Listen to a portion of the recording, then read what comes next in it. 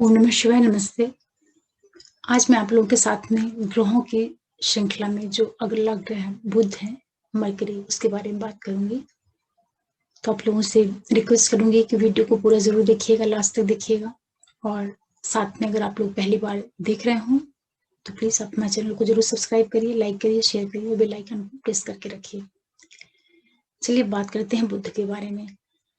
सबसे पहले ये समझते हैं कि जो सोलर सिस्टम है, वहाँ पे बुध की क्या स्थिति है। जो हमारा सौर मंडल है, जो सोलर सिस्टम है, वहाँ पे सेंटर में सूर्य प्लैनेट है और बाकी सारे ग्रह अपनी-अपनी कक्षाओं में उसके चारों तरफ चक्कर काट रहे होते हैं।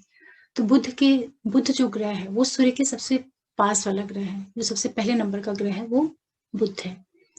तो बुध सूर्य के जस्ट बाद का ग्रह है, इसलिए अधिकतर पत्रिकाओं में अस्त भी दिखता है और बहुत ही फास्ट मूविंग प्लैनेट है। एक राशि को ये करीब 22 से 28 दिन के अंदर कंप्लीट कर लेता है।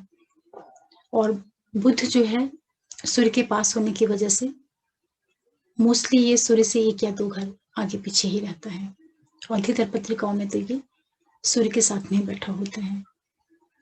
सूर्य की जो इसकी डिस्टेंस है बुध की पृथ्वी से, वो करीब 3 करोड़ 70 लाख मील के करीब डिस्टेंस है पृथ्वी से।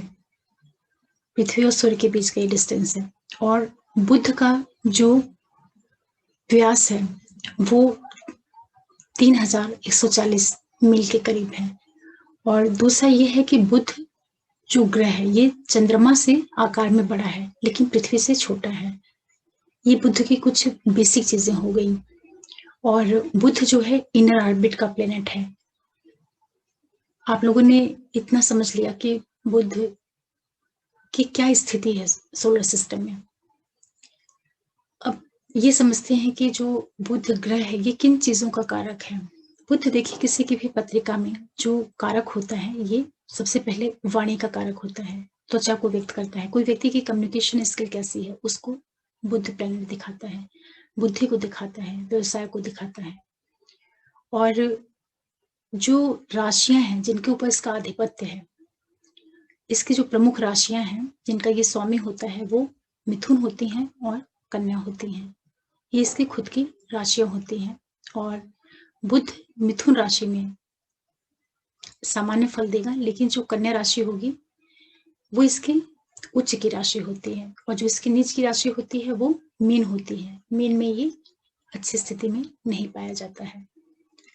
इसके अलावा जो बुध के पास नक्षत्र हैं, इसके जो प्रमुख नक्षत्र हैं तीनों ही गंडांत जोन में आते हैं। पहला इसका जो नक्षत्र है वो आश्लेषा है जो कि कर्क राशि में पड़ता है। फिर ज्येष्ठा है जो वृश्चिक में है और रेवती तीसरा नक्षत्र है जो कि मीन राशि में पड़ता है। और इसके तीनों ही नक्षत्र जल तत्व राशियों में मोक्ष त्रिकोण में पड़ते हैं। ये इसके नक्षत्रों की स्थिति है। इसके बाद बुध जो ग्रह है जब ये सूर्य के साथ में बैठता है तो बुधादित्य नाम का राजयोग बनाता है। ऐसे जो जातक की बुद्धि होती है काफी तीव्र होती है, बहुत सोच समझ करके निर्णय करता है। और सूर्य के साथ में बैठ करके ये भले ही अस्त हो जाए फिर भी जो इसकी जो इंटेलिजेंस क्वालिटी है उसमें नहीं कमी आती है। बुध जो है अस्त होने के बावजूद भी अपना प्रभाव देने में सक्षम होता है। जो भौतिक स्तर पे चीजों को देता है उसमें जरूर न्यूनता हो सकती है। जैसे कि बुध किसी की भी कुंडली में चाचा को दिखाता है, जो चाचा जैसे रिश्ते होते हैं उनको दिखाता है, मौसी वगैरह को दिखाता है, चाची है, इस तरह के रिलेशंस को ये दिखाता है। अब बात करते हैं कि बुध जो ग्रह है ये उत्तर दिशा का स्वामी माना जाता है। कुंडली में जो चौथा स्थान होता है वहां पे इसको बहुत अच्छा नहीं मानते हैं, लेकिन बहुत से शास्त्रों में ऐसा कहा गया है कि चौथे भाव में बुध बलि भी होता है। और बुध जो प्लेनेट होता है ये ग्रहों में इसको राजकुमार का दर्जा प्राप्त है। ये राजकुमार की तरह काम करता है। और बुध जो ग्रह होता है, बुध से प्रभावित जो जातक होते हैं, जैसे मंगल से प्रभावित व्यक्तियों की जो त्वचा होती है, जो उनकी उम्र होती है वो बहुत कम लगती है, उसी तरीके से बुध से प्रभावित जो लोग होते हैं उनकी भी उम्र अपनी वास्तविक उम्र से काफ़ी कम लगती है। त्वचा को भी बुध दिखाता है, बुध वाणी को दिखाता है। बुध जब बहुत अच्छी स्थिति में होता है तो व्यक्ति के अंदर उसकी जो कम्युनिकेशन स्किल है उसको बहुत स्ट्रॉन्ग कर देता है। उसकी जो मैथमेटिकल एबिलिटी है, उसको बहुत बढ़ा देता है। ऐसा व्यक्ति बहुत अच्छा इंजीनियर, बहुत अच्छा मैथमेटिशियन बन जाता है, बुध जब अच्छी स्थिति में होता है। बुध जो ग्रह है, ये अपनी ओर से जल्दी किसी के साथ में शत्रुता नहीं करता है, फिर भी चंद्रमा के साथ में जो इसका संबंध है, वो थोड़ा-सा शत्रुवत है। चंद्रमा का ये पुत्र कहा जाता है, शशि पुत्र के नाम से बुध को जानते हैं। चंद्रमा के साथ में इसकी कम बनती है क्योंकि चंद्रमा रानी है और चंद्रमा माँ है, तो कोई भी माँ अपने बच्चे को हमेशा डाँटती है अच्छे काम के लिए। तो इसलिए भी बुध चंद्रमा को अपना शत्रु मानता है। और दूसरा क्या है कि बुध किसी भी ग्रह के साथ बैठता है तो निर्भर करता है कि कैसे ग्रहों के साथ में बैठा है, उसके आधार से ये अपने प्रभाव को बदल देता है। क्योंकि बुध बहुत ऐसा प्लैनेट है क्योंकि इसको आप एक राजकुमार बच्चे जैसा इनोसेंट प्लैनेट कह सकते हैं। ये अच्छे ग्रहों के साथ में बैठेगा तो अच्छा परिणाम देगा और बुरे ग्रहों के साथ में बैठेगा या बुरे ग्रहों की एस्पेक्ट इसके ऊपर पड़ेगी तो ये कई बार बुरा परिणाम भी दे सकता है। इसलिए बुध को ना तो पापी कह सकते हैं, ना ही बहुत अच्छा कह सकते हैं। ये डिपेंड करता है कि क्या स्थिति है कुंडली में बुध की। इसके बाद बात करते हैं कि जो बुध ग्रह है ये राजसिक प्लैनेट है क्योंकि ये राजकुमार है और बुध जब गुरु के साथ में बैठेगा तो अच्छा परिणाम देगा, सूर्य के साथ में अच्छा परिणाम देगा। जब ये शुक्र के साथ में बैठेगा तो व्यक्ति को बहुत भोग विलास इन चीजों की तरफ भी प्रेरित करता है क्योंकि शुक्र जो है भौतिकता को दिखाता है, सौंदर्य को दिखाता है और बुध बुद्धि का कारक होता है और ये अगर बहुत मजबूत स्थिति में नहीं हुआ तो जातक को भोग विलास की ओर भी ले जाने का प्रयास करता है। बुध का जो संबंध शनि के साथ में है अच्छा है, राहु के साथ में भी बुध अच्छा परिणाम देता है, केतु के साथ में भी ठीक परिणाम देता है, सूर्य के साथ में इसका बहुत अच्छा भी नहीं है या बुरा नहीं है, दोनों ही आप कह सकते हैं क्योंकि मोस्टली सूर्य के साथ में ही रहता है। लेकिन फिर भी सूर्य और बुध जो एक साथ होते हैं तो कुल मिलाकर के परिणाम ठीक ही देते हैं, बहुत नेगेटिव रिजल्ट इसका नहीं आता है और चीज़ों के ऊपर निर्भर करेगा। जिसकी शत्रुता रहती है वो सिर्फ चंद्रमा के साथ में रहती है। मंगल के साथ में भी बुध बहुत अच्छा अपने को नहीं फ़ील करता क्योंकि मंगल सेनापति है और बुध राजकुमार है, तो सेनापति कहीं न कहीं राजकुमार के ऊपर एक कंट्रोल बना के रखना चाहता है। और गुरु के साथ जब ये रहता है, गुरु की राशियों में रहता है बुध, तो थोड़ा-सा अपने को वीक पाता है क्योंकि गुरु ज्ञान है, वो पढ़ने-लिखने को प्रेरित करेगा और बुध जो है वो राजकुमार है, वो पढ़ना नहीं चाहेगा। जैसे एक टीचर और शिष्य का संबंध होता है, वैसे ही आप गुरु और बुध को समझ सकते हैं। लेकिन फिर भी जब गुरु और बुध एक साथ अच्छी राशियों में, अच्छे भाव में बैठते हैं, तो व्यक्ति को बहुत ज़्यादा बुद्धिजीवी बना देते हैं, पढ़ाई-लिखाई के प्रति उसका रुझान रहता है। इस तरह की चीज़ें भी निर्मित होती हैं। बुध राहु के साथ में होता है कई बार तो व्यक्ति का जो दिमाग है उसको बहुत शार्प कर देता है क्योंकि बुध जो है इंटेलिजेंस है, राहु उस चीज़ में वृद्धि करने का काम करता है। लेकिन अगर ये पाप प्रभाव में आ जाए तो कई बार व्यक्ति की जो बुद्धि है वो गलत डायरेक्शन में भी जा सकती है। जैसे कि बहुत से अ, गलत का मतलब है कि अगर बुध और राहु का कॉम्बिनेशन बहुत अच्छा नहीं बन रहा हो तो ये व्यक्ति को बहुत ठग जैसा माइंड भी दे सकता है, लोगों को चीट करना इस तरह से भी कर सकता है। लेकिन बुध और राहु जब बहुत अच्छी स्थिति में बैठे तो व्यक्ति को बहुत अच्छा सेल्समैन बना सकते हैं। क्योंकि बुध जो है व्यवसाय को इंगित करता है, सेल्स को, मार्केटिंग को, मीडिया को, कम्युनिकेशन को, इन चीज़ों को व्यक्त करता है। और कालपुरुष की जो पत्रिका होती है वहाँ पे इसकी जो तीसरी राशि है, उस पे इसका प्रभाव होता है, प्रतिनिधित्व है इसका उस एरिया में। तो बुध जो है वाणी को भी दिखाता है। बुध प्रभावित व्यक्ति की जो वाणी होगी वो बहुत पतली होगी, बहुत धीमी होगी, अगर उसके साथ कोई अच्छा ग्रह नहीं बैठा है, स्ट्रॉन्ग प्लैनेट। क्योंकि बुध राजकुमार है तो बहुत सॉफ्ट है और बहुत ही जो इसका स्वभाव है ये बहुत अपरिपक्व टाइप का है और बहुत इसको मैच्योर प्लैनेट नहीं कह सकते हैं। अकेला बुध जब बैठता है तो अक्सर अच्छा परिणाम दे देता है।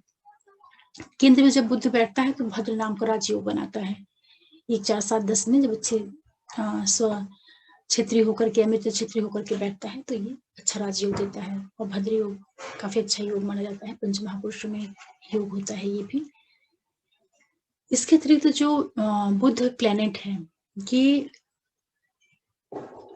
जब भी मंगल के साथ बैठेगा और तिथि भाव से संबंध बना लेगा, तो ऐसे व्यक्ति की जो लेखनी होती है, उसमें बहुत मजबूती होती है। तो ऐसा जो जातक होता है, वो अगर वो राइटिंग के फील्ड में है, किसी पत्रकारिता के क्षेत्र में है, तो अपने लेखन के द्वारा वो बहुत बड़े-बड़े बदलाव ला सकता है। और अगर वो किसी तरह के स्पीकिंग के फील्ड से जुड़ा हुआ है, कोई वो मोटिवेशनल स्पीकर है और बुध और मंगल का संबंध तिथि भाव से जुड़ रहा है, तो ऐसा जो जातक होगा, वो अपनी वाणी से जो उसका जो इसका स्पीच देने का तरीका होगा, उससे लोगों के अंदर बहुत जान फूँक देगा, बहुत ऊर्जा भर देगा। इस तरह से योग बनाता है। और बुध जो प्लैनेट होता है, ये व्यक्ति को व्यवसाय की ओर लेके जाता है। जो प्रोफेशन से अगर जुड़ करके इसकी बात की जाए, तो ये व्यक्ति को जो बिजनेस करने की स्किल होती है, बिजनेस स्किल्स होती हैं, वो सारी चीजें देता है। सेल्स की ओर ले जाता है, मार्केटिंग की ओर ले जाता है और मास मीडिया की ओर लेके जाता है। बुध जब शुक्र के साथ संबंध बनाता है, तो ऐसा जो जातक होता है, वो कई बार जो क्रिएटिव फील्ड्स होते हैं, जैसे फिल्म इंडस्ट्री है या राइटिंग का फील्ड है या स्क्रिप्ट राइटर हैं, इस तरह के क्षेत्रों में भी ऐसा व्यक्ति सफल हो जाता है, अगर बुध, शुक्र और चंद्र इन सबका आपस में एक कंबाइंड कॉम्बिनेशन बनता है उस स्थिति में। नक्षत्रों के बारे में आपने जान लिया, इनकी उच्च और नीच की राशियां जो है उनके बारे में आपने जान लिया, नक्षत्र के बारे में आपने जान लिया। अब ये बात करते हैं कि बुध अगर किसी का अच्छा होगा तो वो किस तरह प्रभाव देगा और बुरा होगा तो। अगर किसी भी जातक की कुंडली में बुध कमजोर स्थिति में होगा, तो ऐसे व्यक्ति की जो निर्णय लेने की क्षमता होगी, जो उसका इंटेलिजेंस लेवल होगा, जो उसके समझने की शक्ति होगी, उसमें कमी आ जाती है। वो चीज़ों को बहुत डिले बोलना, बहुत जैसे कोई-कोई बच्चे बहुत लेट बोलते हैं, तो वहाँ पे बुध को देखना पड़ता है कि बुध की क्या स्थिति बन रही है। जब बुध खराब होता है, कई बार राहु के साथ में अच्छी स्थिति में नहीं बैठता है, तो वहाँ पे वाणी दोष दे देता है। तो जो गूंगापन से संबंधित समस्याएँ होती हैं, इन सारी चीज़ों के लिए भी बुध जिम्मेदार होता है। और बुध जब बहुत अच्छी स्थिति में होगा, तो ऐसा व्यक्ति बहुत तेज दिमाग का हो जाता है, चीज़ों को बहुत बहुत प्रखर बुद्धि का हो जाता है। किसी भी चीज़ को एक बार में समझ लेना या किसी भी चीज़ को समझ करके बहुत जल्दी उसको इम्प्लीमेंट कर देना, ये सारी जो क्वालिटीज़ होती हैं, ये भी बुध ही देता है। बुध व्यवसाय को इंगित करता है। जितने भी बैंकिंग सेक्टर से जुड़े हुए कार्य होते हैं, जो सीए होते हैं, जो चार्टर्ड अकाउंटेंट हैं या जो भी ऐसे लोग होते हैं जो कि व्यवसाय से जुड़ करके कार्य करते हैं, टैक्स से रिलेटेड काम करते हैं, इन सारे क्षेत्रों को बुध दिखाता है। और बुध व्यक्ति की एजुकेशन में भी बहुत बड़ा रोल प्ले करता है। जब बुध का संबंध सूर्य से और गुरु से बन जाता है, तो ऐसा व्यक्ति बहुत अच्छा मेडिकल फील्ड में बहुत अच्छे डॉक्टर के रूप में भी सक्सेस हो सकता है, क्योंकि सूर्य जो होता है वो औषधि को दिखाता है और बुध जो है स्किन को और व्यक्ति का जो नर्वस सिस्टम होता है, जो स्नायु तंत्र होता है, उसको बुध दिखाता है। और गुरु जो है वो व्यक्ति के लीवर को, इन चीजों को डिनोट करता है। तो ऐसा व्यक्ति बहुत अच्छा एक डॉक्टर भी बन सकता है, स्किन का बहुत अच्छा डॉक्टर बन सकता है, स्टमक जो पेट से रिलेटेड बीमारियां होती है उसका बहुत अच्छा डॉक्टर बन सकता है। और बुध जब राहु के साथ में संबंध बनाएगा, तो व्यक्ति को बहुत तीव्र बुद्धि देगा व्यापार के क्षेत्र में। ये भी डिपेंड करता है कि बुध किस जगह पे प्लेस्ड है। सूर्य के साथ में तो ये अच्छा प्रभाव देता ही देता है। और इसके अतिरिक्त जब बुध चंद्रमा के साथ में बैठता है, तो व्यक्ति को थोड़ा-सा, जैसे कविताएँ हैं, बुध, चंद्र, शुक्र जब ये कॉम्बिनेशन बनता है, तो व्यक्ति बहुत अच्छा कवि हो जाता है, बहुत अच्छा राइटर हो जाता है। और बुध, शुक्र, चंद्र का संबंध द्वितीय भाव से बन जाता है, तो ऐसा व्यक्ति बहुत सुंदर हो सकता है। ये सारी चीज़ें रहती हैं।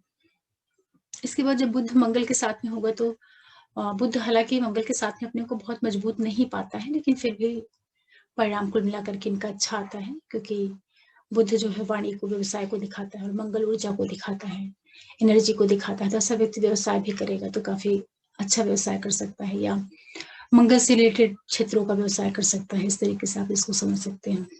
मेन वाणिज्य को लेकर के ही बुध चलता है। तो इस तरीके से आपको बुध के बारे में काफ़ी कुछ जानकारी मिल गई होगी। हालाँकि अगर इसको डिटेल में बताओ तो बहुत बड़ा हो जाएगा वीडियो, लेकिन फिर भी बेसिक चीज़ें आप समझ पाए होंगे। और जब भी बुध से संबंधित कमियाँ हों किसी के जीवन में या किसी जातक के जीवन में, तो इसको जो इम्प्रूव करने का सबसे अच्छा तरीका होता है, वो ये है कि एक तो आप जिसके देवता हैं उनको गणेश भगवान को जोड़ करके देखा जाता है। देखो, आप गणेश भगवान की पूजा करें और जितने भी नेचर में जितनी भी ग्रीन चीज़ें हैं, कलर पे इसका हरे रंग के ऊपर अधिकार होता है, तो जितना भी ये पेड़-पौधे होते हैं, ग्रीनरीज़ होती हैं या जो प्लांट्स होते हैं, इनकी सेवा करना, इनको लगाना, इनको पानी देना, इनको बड़ा करना, इससे अपना बुध ग्रह बहुत मजबूत होता है। जितने भी हमारे संबंध होते हैं स्त्रियों से जुड़ करके, जैसे चाची, बुआ, मौसी, इस तरह के जो रिश्ते होते हैं या इस जैसे जितने रिश्ते होते हैं, उनके साथ में जो अपना संबंध है उसको बहुत अच्छा रखना, तो इससे भी अपने बुध ग्रह की काफ़ी मजबूती बढ़ जाती है। और बुध व्यक्ति को प्रशासन की ओर भी लेके जा सकता है। कई बार सूर्य बुध का संबंध अच्छी स्थिति में जब दसम भाव से बनता है, तो जो ऐसा जातक होता है वो बहुत अच्छा प्रशासनिक अधिकारी भी बन जाता है, क्योंकि सूर्य वहाँ पे काफ़ी मजबूत स्थिति में होता है। 10th हाउस में अगर उसको अच्छी राशि भी मिल जाए और अच्छे लग्न से वो संबंध बना करके 10th हाउस में बैठे और साथ में बुध भी हो, तो ऐसा जो व्यक्ति होगा बहुत प्रशासनिक सेवा में बहुत अच्छे पदों पे जा सकता है। और सूर्य, बुध, मंगल, इनका संबंध हो जाए अगर दसम भाव से या लग्न से, कहीं कर्म क्षेत्र से अगर इनका संबंध जुड़ जाए, तो ऐसा व्यक्ति आर्मी में भी बहुत अच्छी स्थिति में जा सकता है, पुलिस डिपार्टमेंट में जा सकता है। इस तरह की स्थितियां निर्मित हो जाती हैं। मंगल, बुध और गुरु के साथ का जो संयोग बनता है जब प्रोफेशन के हाउस से, तो ऐसा व्यक्ति बहुत अच्छा मैनेजमेंट के फील्ड में बहुत टॉप पे जा सकता है। उसकी जो मैनेजमेंट क्वालिटीज होती हैं वो बहुत ज्यादा बढ़ जाती हैं, क्योंकि बुध जो है ये भी व्यक्ति के किसी चीज को कंक्लूड करने की क्षमता को दिखाता है। किसी चीज को कैसे बिल्कुल शॉर्ट में करके कैसे प्रेजेंट करना है, ये सारी चीजें बुध ही करता है, क्योंकि मरकरी जो है वो इंटेलिजेंस को दिखाता है। और जब मंगल और गुरु का इसको साथ मिलता है, सपोर्ट मिलता है, तो ऐसा व्यक्ति मैनेजमेंट के फील्ड में बहुत टॉप लेवल तक चला जाता है। जैसे किसी कंपनी में सीईओ वगैरह होते हैं, इस तरह के पदों पे जाने के उसके योग बढ़ जाते हैं। और बुध जो है वाणी का कारक है, तो किसी की वाणी को चेक करना है कि उसकी वाणी में क्या कमियां हैं, अच्छाइयां हैं, उसके लिए भी बुध कहीं ना कहीं प्रभावी होता है। और बुध जो है ऐसा प्लेनेट है कि जिस ग्रह के साथ बैठेगा उसी का प्रभाव ले लेगा। और त्रिक भाव में बुध बहुत विशेष शुभता वाला परिणाम नहीं दे पाता है। हालांकि चंद्रमा से जब ये द्वितीय में जाता है, फर्स्ट में जाता है, थर्ड में जाता है और फिफ्थ में जाता है, 10th में, 11th में और 9th में जाता है, तो अच्छा परिणाम देता है ये। 7th में भी बुध अच्छा परिणाम दे देता है। बुध की जो स्थिति है कुल मिलाकर के, ये निर्भर करती है कि बाकी प्लेनेट का इसको किस तरीके से सपोर्ट मिल रहा है, क्योंकि ये प्लेनेट अपने आप में इंडिविजुअली बहुत ज्यादा स्ट्रॉन्ग प्लेनेट आप इसको नहीं कह सकते हैं, क्योंकि जब तक ये बहुत अच्छी स्ट्रेंथ लेकर के ना बैठा हो। जैसे चंद्रमा है, चंद्रमा भी बहुत जल्दी किसी चीज से इन्फ्लुएंस्ड हो जाता है, तो उसी तरीके से बुध भी होता है। अगर बुध मीन राशि का होता है, जब नीच की स्थिति में होता है, तो ऐसा व्यक्ति कोई निर्णय वगैरह बहुत जल्दी नहीं कर पाता है अगर उसको और दूसरे ग्रहों का सपोर्ट नहीं मिले। लेकिन वही बुध अगर कन्या राशि का होता है तो काफी अच्छी स्थिति में रहता है। और इसको जो दोनों राशियां मिली हैं वो द्विस्वभाव राशियां मिली हैं, मिथुन और कन्या। तो इसका जो स्वभाव भी है वो डुअल माइंड का है। ये बुध जो ग्रह है वो परिवर्तन को पसंद करता है, चेंज इसको पसंद है, ये स्थिर नहीं होना चाहता है, इसको बदलाव पसंद है, क्योंकि ये राजकुमार है, तो जो इसका बेसिक नेचर है वो राजकुमार जैसा है, उसमें स्टेबिलिटी कम रहेगी, चीजों को जल्दी जल्दी चेंज कर देना। तो जब भी इसको अच्छे प्लैनेट्स का सपोर्ट मिलता है तभी अच्छा परिणाम दे पाता है। इस तरीके से कुछ बेसिक चीजें थी, इसको आप समझ पा रहे होंगे। और बुध जो प्लेनेट है सूर्य के साथ में काफी इसका अच्छा संयोग बनता है, इसीलिए हमेशा अधिकतर पत्रिकाओं में सूर्य बुध साथ होकर के बुधादित्य योग बनाते हैं, तो व्यक्ति की बुद्धि काफी तीव्र हो जाती है। तो ऐसा व्यक्ति जो भी निर्णय लेता है वो बहुत सोच विचार करके लेता है। और सूर्य के साथ में बुध का होना इसलिए भी अच्छा माना जाता है कि जब बुध अकेला होता है तो कई बार वो स्वच्छंद हो जाता है, बिल्कुल फ्री हो जाता है, तो कई बार वो निर्णयों को गलत तरीके से भी ले सकता है। इसलिए जब वो सूर्य के साथ रहता है तो उसका कहीं ना कहीं सूर्य का उसके ऊपर एक अंकुश रहता है, तो वो कोई भी चीज को बहुत सोच विचार करके करता है। बुध है वहां पे काफी अच्छी स्थिति से प्रभाव देता है। और बुध जो है सूर्य से चाहे आगे रहे घर या पीछे रहे, ज़्यादातर ये घर आगे पीछे ही रह पाता है, इससे ज़्यादा ये नहीं दूर जा पाता है, क्योंकि दोनों वो बिल्कुल पास का प्लैनेट है। तो जब भी ये मूव करता है, तो एक घर आगे या एक घर पीछे जाने के ही इसके चांसेस रहते हैं। ये अधिकतर तो साथ में ही रहता है। और बुध जब वक्री होता है, तो ये अपने जो प्रभाव हैं, जिसके कारकत्व हैं, उन चीज़ों का जो भौतिक दृष्टि से, सांसारिक दृष्टि से जो जुड़ करके प्रभाव देखने को मिलता है, उसमें कमी हो सकती है, लेकिन वो अपने जो उसकी नेचुरल क्वालिटीज़ हैं, उनको नहीं वो नहीं खत्म होती हैं, बल्कि उसमें सूर्य का भी इन्फ्लुएंस आ जाता है, तो बुध बल्कि उसका प्रभाव और अच्छे से देने लगता है। तो इसलिए बुध अगर वक्री भी रहता है, तो उसमें बहुत ज़्यादा डरने घबराने की बात नहीं रहती है, या बुध अस्त होता है, तो भी बहुत ज़्यादा परेशान होने की ज़रूरत नहीं रहती है, क्योंकि बहुत पास का ग्रह है, तो मोस्टली अस्त पाया जाता है अधिकतर पत्रिकाओं में, और फिर भी परिणाम काफ़ी अच्छा देता है। और राहु के साथ में रहेगा, तो बुद्धि को कई गुना शार्प कर देगा। और राहु, बुध और मंगल अगर हो जाएंगे, और वहां पे अगर मंगल का और राहु का प्रभाव नेगेटिव ढंग से बढ़ जाएगा, तो ऐसा जो जातक होगा वो बहुत बड़ा फ्रॉड करने वाला भी हो सकता है, बहुत क्रिमिनल माइंड का भी हो सकता है, जो उसकी उसकी जो सोचने की दिशा होती है वो गलत डायरेक्शन में बढ़ सकती है, क्योंकि मंगल जो है एग्रेशन होता है, राहु उस चीज में वृद्धि करने का काम करता है। और वहां पे अगर बुध अच्छी स्थिति में नहीं है, योग कारक की स्थिति में नहीं है, बहुत कमजोर स्थिति में है, तो ऐसा व्यक्ति जो जो उसकी एक्टिविटीज होंगी, उसके क्रियाकलाप होंगे, वो काफी गलत दिशा वाले भी हो सकते हैं। तो शनि के साथ में जो बुध का संबंध होता है, वो कुल मिलाकर के ठीक होता है, अच्छा होता है।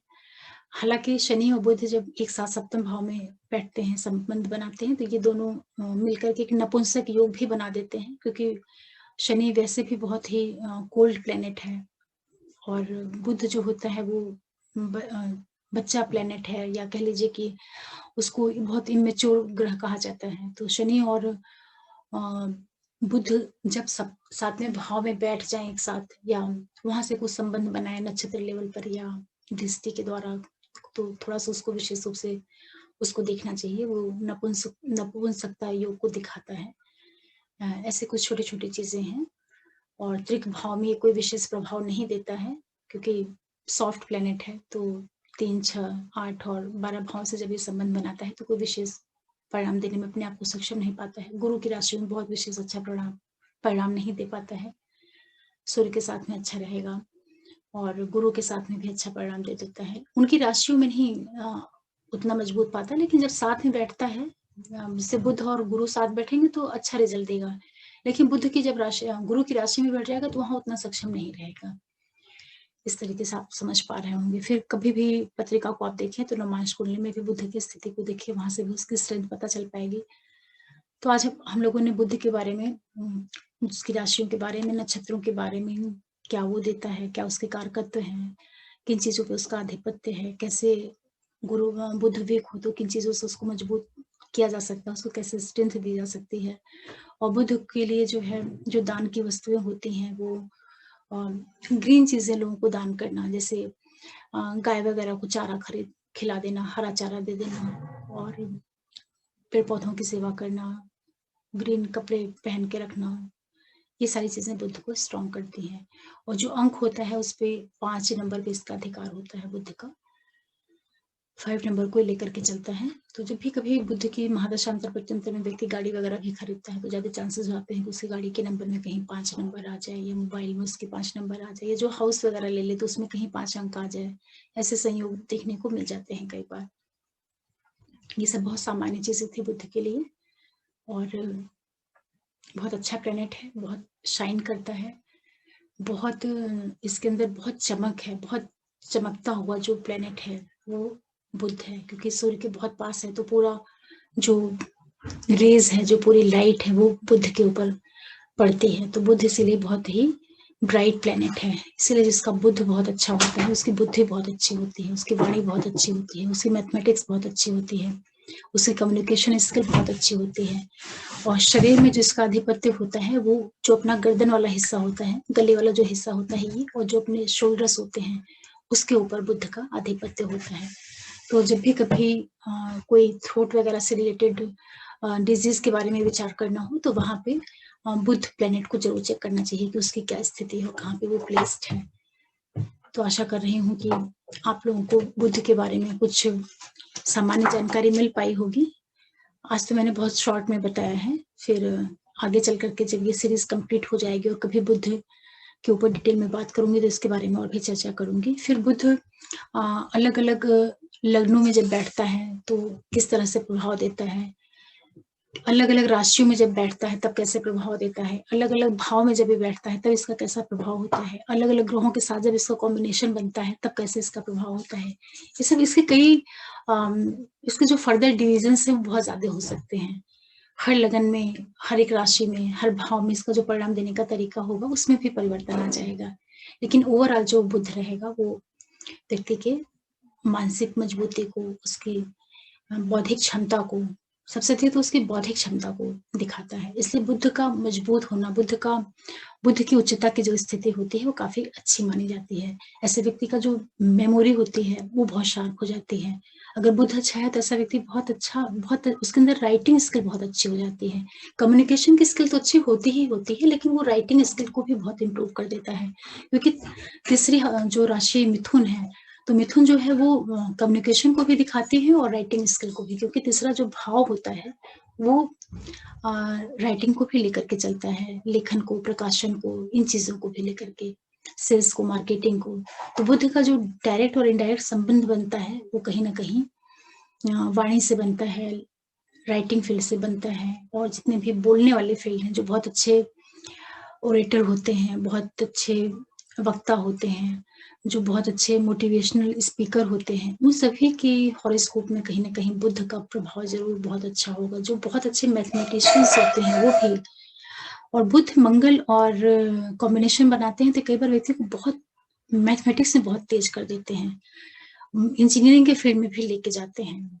बुध, मंगल और शुक्र अगर मिल जाए तो ऐसा व्यक्ति काफ़ी अच्छा कंप्यूटर का भी इंजीनियर हो सकता है। कई इसके अलग-अलग डिफरेंट कॉम्बिनेशंस हो सकते हैं, लेकिन मेन इसका वही है कि व्यवसाय से इन सब चीज़ों को ये दिखाता है। और तृतीय और छठी राशि के ऊपर आधिपत्य है। तृतीय और जो षष्ठम भाव है उसको लेकर के चलता है ये। तो आप लोग आज थोड़ा-सा समझ पाए होंगे बुध के बारे में, और आशा कर रही हूँ कि ये वीडियो आपको अच्छा लगा होगा। बुध के बारे में कुछ जानकारी मिली होगी कि बुध कैसे प्रभाव देता है, और बहुत अच्छा प्लैनेट है।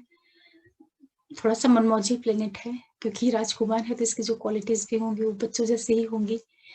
इसीलिए किसी की भी कुंडली में अगर बुध का और मंगल का एक संयुक्त प्रभाव होता है तो ऐसा जातक जो होता है उसकी एज बहुत कम लगती है, वो अपनी उम्र से काफ़ी कम उम्र का दिखाई पड़ता है, उसकी त्वचा बहुत अच्छी हो जाती है, क्योंकि मंगल जो होता है वो ब्लड को लेकर के चलता है, सर्कुलेशन को ब्लड को लेकर चलता है। बुध जो होता है वो स्किन को लेकर के चलता है, और स्किन को डिनोट करता है, त्वचा को। और जो शरीर के अंदर जो सारे नर्व्स फैली होती हैं उनको भी बुध दिखाता है। तो बुध और मंगल अगर अच्छे भावों से संबंध बनाते हैं तो ऐसे व्यक्ति की त्वचा काफ़ी अच्छी हो सकती है, उसकी एज काफ़ी कम लग सकती है, ये सारी चीज़ें होती हैं। और यही बुध जब बिगड़ जाता है, खराब हो जाता है कई बार, तो ये वाणी दोष भी देता है, और त्वचा से संबंधित जो डिज़ीज़ होती हैं, जैसे किसी भी तरह की रैशेज़ पड़ जाना, या कोढ़ वगैरह है, या त्वचा से रिलेटेड जितनी भी एक्जिमा है, जो भी चीज़ें जो बहुत लंबे समय से किसी को परेशान करें, तो वहाँ पे बुध का कहीं न कहीं नेगेटिव प्रभाव आ रहा होता है, तो उसके लिए बुध की रेमेडीज़ करानी चाहिए। बुध राहु का जब संयोग बनेगा तो ये व्यक्ति के अंदर वाणी दोष दे देते हैं कई बार, और कई बार त्वचा से संबंधित बहुत विकृत बीमारियाँ भी दे देते हैं, ये सारी चीज़ें हैं। आशा कर रही हूँ कि आज के वीडियो से कुछ सीख पा रहे होंगे आप लोग, और फिर आप लोगों से वही रिक्वेस्ट करूँगी कि अगर आप पहली बार देख रहे हो तो प्लीज़ आप हमारे चैनल को ज़रूर सब्सक्राइब करिए, लाइक करिए, शेयर करिए, और बेल आइकन को प्रेस करके रखिए। आगे मैं फिर एस्ट्रोलॉजी से रिलेटेड कोई जानकारी लेकर के आऊँगी। तब तक के लिए ओम नमः शिवाय, नमस्ते।